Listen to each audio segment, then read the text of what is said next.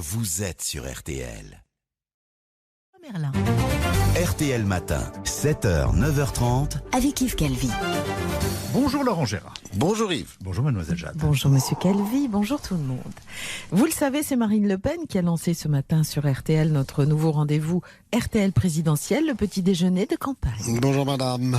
Ah, je vois que vous êtes resté avec nous dans ce studio où on vous a largement interrogé sur la candidature d'Éric Zemmour, qui, je le rappelle, vous dépasse maintenant dans certains sondages. C'est l'histoire d'un mec, madame. Vous la connaissez? Oui. Non, parce que des fois, il y a des mecs, ils la connaissent, alors après, on a l'air con, madame. Enfin, mais qu'est-ce qui vous arrive, Madame Le Pen? Ah ah, je vous ai bien eu, je fais du Coluche, madame. Oui, du Coluche, et pourquoi ça? Parce que Coluche, 6 mois avant la présidentielle de 80, il était à 18% dans les sondages, madame. Ce qui n'est pas votre cas, puisque selon une enquête récente, vous seriez devancé par Éric Zemmour au premier tour. Je vous demande de vous arrêter, madame. Ah, là, vous nous faites du balladur, si je ne m'abuse. Oui, madame Édouard Balladur, qui était à 29% dans les sondages en 95, madame. Bon, d'accord, j'ai compris. Vous voulez habilement nous faire comprendre que les bons sondages d'Éric Zemmour ne préjugent en rien de l'élection de mai prochain, c'est ça? Vous voulez que je vous dise pourquoi que je vous dis ça? Oui. Ben, je vais vous le dire, madame. Ah, là, c'est Nicolas Sarkozy, qui était donné grand favori de la primaire de la droite en 2017 et qui a été éliminé dès le premier tour. Au profit de François Fillon, madame. Lui aussi, grand favori des sondages, qui a explosé en vol. Salut les Gwyn, repos madame. Comme Alain Juppé, qui ne pouvait pas perdre. Votre démonstration est implacable. Hein. N'est-ce pas, madame? C'est pourquoi je conseille à monsieur Zemmour de s'acheter un vélo et une maison à l'île de Ré, madame, comme Lionel Jospin en 2002. Depuis qu'il a remporté la primaire d'Europe Écologie Les Verts, Yannick Jadot doit consolider tous les courants de son parti. Nicolas Hulot, notre expert en écologie, est parti voir comment il s'en sort. Je survole actuellement la zone protégée d'Europe Écologie Les Verts. Une guerre est en train de se dérouler sous mes yeux. Une guerre ? Oui, Sandrine Rousseau de la tribu des écolos féministos débilus essaye de déconstruire la masculinité de Yannick Jadot avec un brocoli. Tandis que Yannick Jadot part les coups avec une batterie de vélo électrique. C'est mal parti pour l'unité alors. En effet, d'autant qu'Éric Piolle de la tribu des écolos progressivos Insinus s'est joint à Sandrine Rousseau et attaque maintenant Yannick Jadot avec un canon à quinoa. Mais Aïe, ça va Nicolas, que se passe-t-il? l'hélice de mon ULM vient d'être sectionnée par une pale d'éolienne. Je suis en train de perdre de l'altitude. Ouh là là là là, ça va Nicolas? Mon ULM vient de s'écraser sur les toilettes sèches d'Europe Écologie Les Verts. Heureusement, personne n'était à l'intérieur. Ceci dit, comme vous venez de le constater, nous n'avons pas besoin d'aller aux toilettes pour produire de la merde. On retrouve maintenant Jean-Michel Apathy qui anime chaque jour son émission de débat, Les Experts Apathy sur LCI.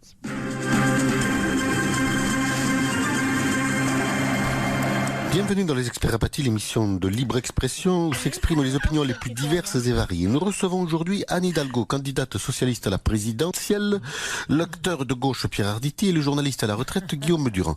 Madame Hidalgo, vous êtes très bas dans les sondages, quelle est votre réaction?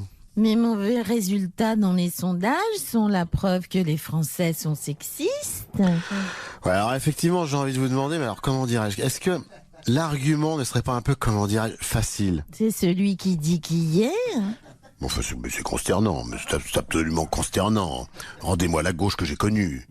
Pierre Arditi, vous soutenez les candidats socialistes à chaque présidentielle depuis l'élection de François Mitterrand en 1980. Faut-il déduire de votre réaction désapprobatrice que vous ne le ferez pas cette année? Ah ben non, il va pas me soutenir, hein, puisque je suis une femme. Mais qu'est-ce qu'elle raconte? Mais ça n'a rien à voir, c'est pitoyable, absolument pitoyable. Mais qu'est-ce que je fous là? Qu'est-ce que je fous là? Alors effectivement, monsieur Arditi, j'ai envie de vous demander, finalement, en tant que représentant de la gauche, comment dirais-je, caviar, est-ce que selon vous, Anne Hidalgo représente effectivement, comment dirais-je, la gauche, comment dirais-je, quinoa? Mais qu'est-ce qu'il raconte? Cette émission est lamentable, c'est complètement lamentable. L'émission se termine, merci à tous, je recevrai demain Xavier Bertrand et nous essaierons, dans les experts LCI, de répondre à la question: peut-on faire rêver les Français quand on ressemble au directeur de Groupama de Montluçon? Non mais c'est pas possible, pourquoi je suis venu? Non mais j'aurais mieux fait de rester chez moi. Mais c'est pitoyable, absolument pitoyable. Depuis la semaine dernière, le spationaute Thomas Pesquet est le premier Français à commander la Station spatiale internationale. Bonjour Thomas Pesquet. Bonjour. Bonjour les terriens et surtout bonjour à tous et à tous ceux qui me suivent sur Facebook, Twitter, Insta, Snapchat, TikTok, Tinder, Grindr, adopteunmec.com. Oui, bon, Thomas Pesquet, on sait que vous êtes très présent sur les réseaux sociaux, mais vous voulez sans doute avoir moins de temps libre maintenant puisque vous êtes commandant de bord. Au contraire, le précédent commandant, le japonais Sushi Sashami, il n'en foutait pas une. Il regardait des estampes toute la journée en chaussettes pendant qu'on nettoyait les hublots. Alors, on a tous vu l'émouvante cérémonie de passation où le commandant japonais vous a symboliquement remis les clés de la station, en effet. Non, en fait, il m'a remis les clés du mini-bar de la station. Maintenant, je vais arrêter le jus d'orange en poudre et le café en boule, je vais me mettre au Beaujolais. Voilà. Que se passe-t-il là-haut? On entend des drôles de bruits. Ah, c'est l'américaine Apollo 13 qui tire au pistolet laser sur Yuri Margarin, mon homologue russe, parce qu'il lui a mis une main au cul pendant sa gym. Ah oui, il s'en passe des choses dans la station, hein. On a vu aussi que vous cultivez des piments rouges. Oui, c'est une idée de moi. J'en ai mis dans les rations de tout le monde, mais j'ai été obligé d'appeler Houston parce qu'on a eu un petit problème. Ah ouais, quel problème? Tout l'équipage a eu la courante et mon homologue italien Aldo Fanculo, qui était en train de serrer des boulons à l'extérieur, a dû rentrer d'urgence à la station parce que ça commençait à se remplir. Oui, merci Thomas Pesquet, hein. Soyez prudent. Aucun risque, hein. Maintenant que je suis commandant, je vais pouvoir jouer du saxo toute la journée et poster encore plus de photos. Vous savez, vu d'ici, tout est minuscule, hein. Oui. Même le Grand Canyon est plus petit que ma bite. Hop.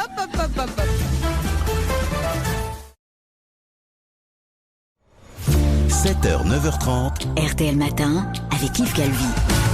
Aller plus loin que les gros titres, analyser en profondeur ce qui fait l'actualité afin de mieux la comprendre, prendre le temps d'écouter les acteurs et les témoins de cette actualité, c'est ce que je vous propose chaque matin de 7h à 9h30. RTL Matin.